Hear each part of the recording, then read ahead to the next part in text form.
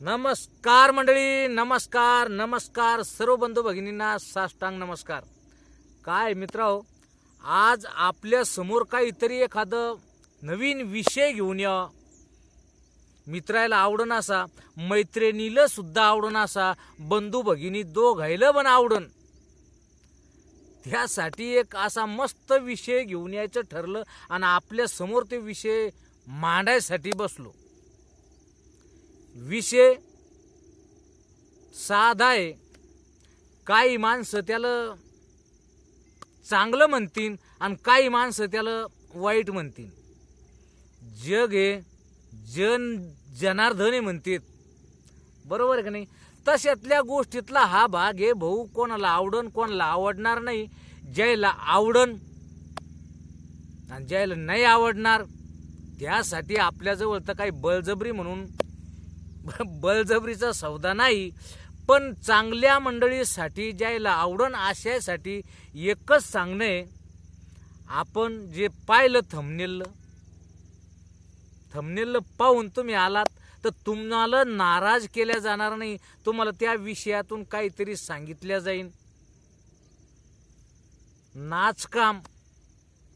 नाचकाम करणं म्हणजे काही वाईट नाही। जर ते वाईट असते तर चित्रपटामध्ये नट्या नाचून एवढ्या कोट्याधीश झाल्या नसत्या।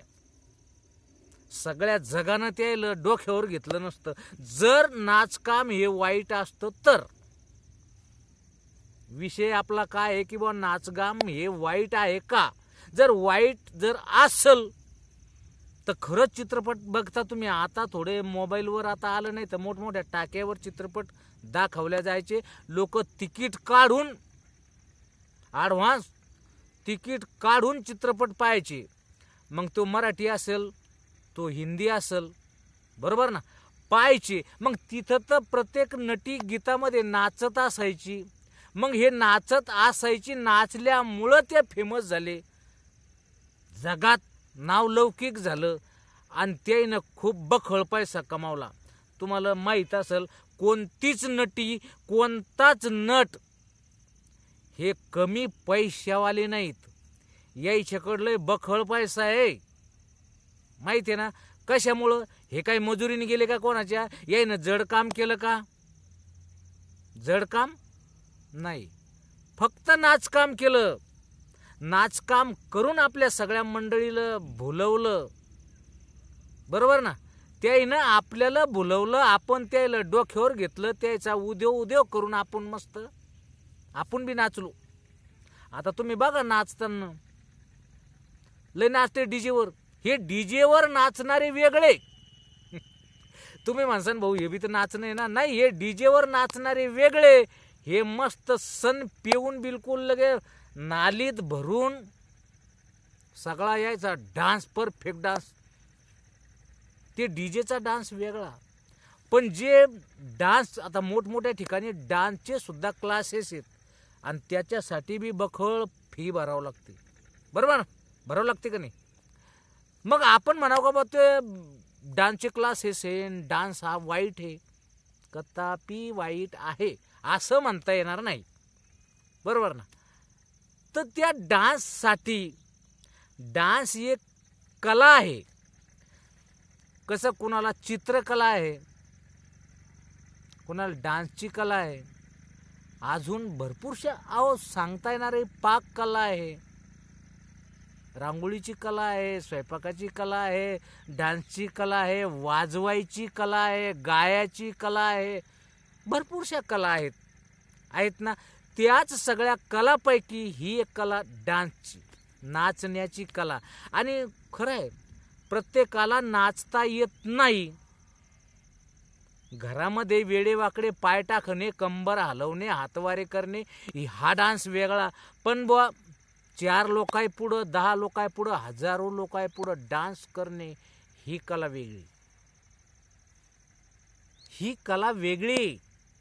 आणि तुम्ही म्हणसान की बा डान्स करते या मुखचे तमुखचे, माणूस डान्स करत असन ते वेगळं आणि बाई डान्स करत असन ती वेगळी। माणसाच्या डान्सपेक्षा बाईच्या डान्सला, बाईच्या नाचण्याला लगे ताबडतोबच पब्लिक उचलून धरते।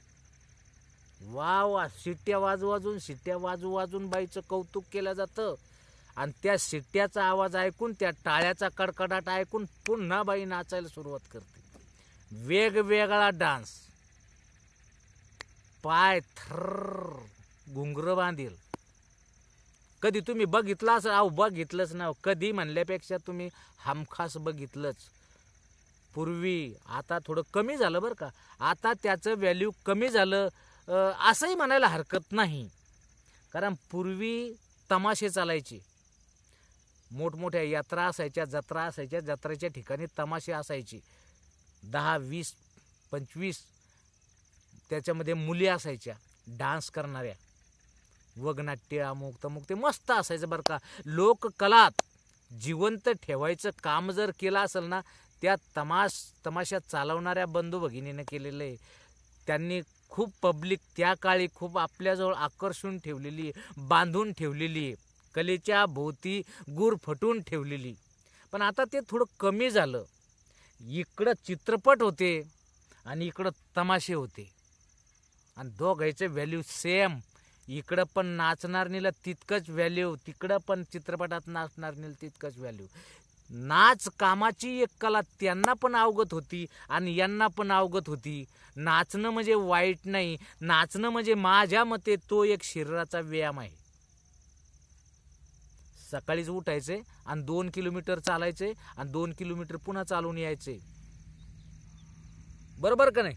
तर ही कला वेगळी. हे चालायचं नाही, कमर लचकत मान मुरडत, हे वेगळी गोष्ट आहे. ही शरीराचा व्यायाम आहे, तुमच्या मानेचा व्यायाम आहे, तुमच्या हाताचा व्यायाम आहे, तुमच्या छातीचा व्यायाम आहे, तुमच्या कमरेचा व्यायाम आहे, तुमच्या पायाचा व्यायाम आहे. याच्यामध्ये भरपूर सारे व्यायामाचे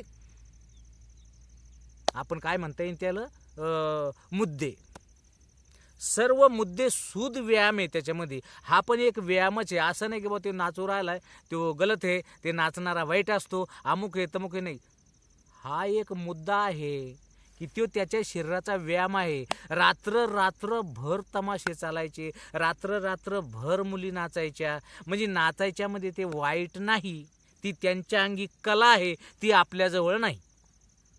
आणि जी आपल्याजवळ कला नाही ती आपण दुसऱ्याची जर पाहिलं तर आपण म्हणतो हे काही कामाचं नाही, बरोबर का नाही? पण माझ्या मते नाचायची एक कला आहे, चांगली कला आहे.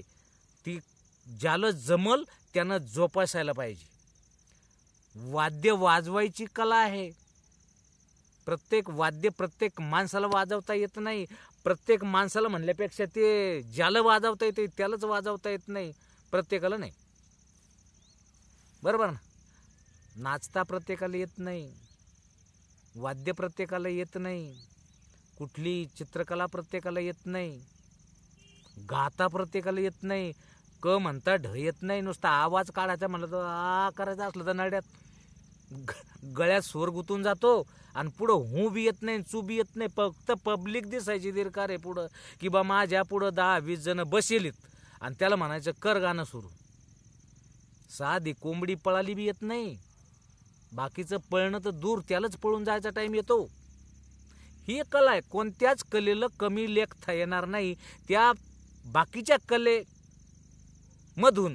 आपण ही एक कला थोडी वेगळी काढली की ही पण नाचकाम करणारी एक कलाच आहे. याच्यामध्ये तुमच्या प्रत्येक अवयवाचा, प्रत्येक शरीराचा त्याच्यामध्ये व्यायाम होतो. आणि सगळ्यात जास्त जर तुमच्या शरीराचा व्यायाम करायचा असेल तर माझ्या मते कमरेचा व्यायाम आहे. कारण तुम्ही इकडं वाकत असेल, तिकडं वाकत असेल, समोर मागं हात वारे, ह्या सगळ्या हातपाय, जे पायसुद्धा थर पैंजण बांधील पाय थर थर करतात, कापतात नाही, थिरकावतात वाद्यावर, बरोबर ना? वाद्यावर थिर करतात. इतका चपळाई असते नाचणाऱ्याच्या अंगात, आणि साध्या गोष्टी नाही त्या. तर ती एक कला आहे. तुमच्या नाचकाम करत असताना सगळ्यात जास्त हलवल्या जाणारा अवयव असन, सगळ्यात जास्त घर्षण होणारा अवयव असन तर माझ्या मते कंबर आहे. कमरेशिवाय दुसरं कुठंच नाही. साधा माणूस नुसता एखादं गाणं जर वाजत असलं, हातपाय खिशात का सॉरी हात खिशात का असेनात, पण कंबर हलवतो. सगळ्यात जास्त जर हलवल्या जाते तर तो भाग म्हणजे कमरेचा आहे. बरोबर आहे का नाही? आणि तुम्ही पण इथून पुढं, मला माझ्या मते बरं का, माझ्या मते सांगतो, तुम्ही इथून पुढं कला कुठली असेल तर नाच कला आहे आणि प्रत्येक ठिकाणी वापरल्या जाणारी कला आहे. ध्यानात ठेवा. आपण बघतो आपल्या चांगल्या चांगल्या मोठमोठे आपले कार्य असतात ना, मोठे कुठंतरी कुठला कार्यक्रम असतो मोठा, तिथं तर डान्स ठेवलेले असतात, मुलीचे ठेवलेले असतात, मुलाचे ठेवलेले असतात, माणसाचे बायाची, हे डान्स ठेवलेले असतात. कारण हे करमणुकीचं एकमेव साधन. जास्त करमणूक कोणत्यात होत असेल? करमणूक होत असेल तर फक्त नाच गाण्यात होती. बरोबर. सगळ्यात गाण्याच्या कलेमध्ये तुम्हाला वाटत असेल बा गाण्याची कला 1 नंबर आहे, असल 1 नंबर तर 1 नंबर, पण नाचायची कला सुद्धा हे 2 नंबरपेक्षा शिल्लक नाही आहे. बरोबर ना? माझ्या मते तर नाही. तुमच्या मते काय? एकदा तुम्हीच मला कमेंट करून सांगा की भाऊ गायची कला 1 नंबर आणि 2 नंबर अजून तुमच्यामध्ये कुठली तुम्हाला आठवली असेल की भाऊ ह्या गोष्टीला 2 नंबर, आणि तुम्ही जे नाचायचं म्हणताना, ते डान्स म्हणताना, ते डान्सची कला ही 3 नंबर. चालेल ना? तुम्ही मला सुचवा फक्त. भाऊ तुम्ही जे सांगितलं ते बरोबर सांगितलंय, फक्त क्रमांक हा आहे, मी मान्य करीन. आणि खरंच तुम्ही सांगितलेलं सर्व मला मान्य असेल. कमेंट करा फक्त. तुम्ही केलेली कमेंट मला आवडते. पहा की माझे बंधू, माझी भगिनी चांगल्या प्रकारचे कमेंट करतात, सुझाव चांगलं काहीतरी सांगतात की भाऊ अशानं असं करा, तशानं तसं करा. तुम्ही सांगितलेल्या प्रत्येक गोष्टीचं मी अनुकरण करायचा प्रयत्न करतो हमेशा. फक्त तुम्ही सांगा. चला काय हरकत नाही. तुम्ही ही गोष्ट ऐकून घेतली मस्त, याच्यातून तुम्हाला भरपूरसं भेटलं असेल, आणि भेटलंय का नाही भेटलं हे फक्त सांगा. चला काय हरकत नाही. आवडला असेल तर लाईक, मित्राला शेअर आणि कमेंट, आणि आपल्या चॅनलला कृपा करून सबस्क्राईब.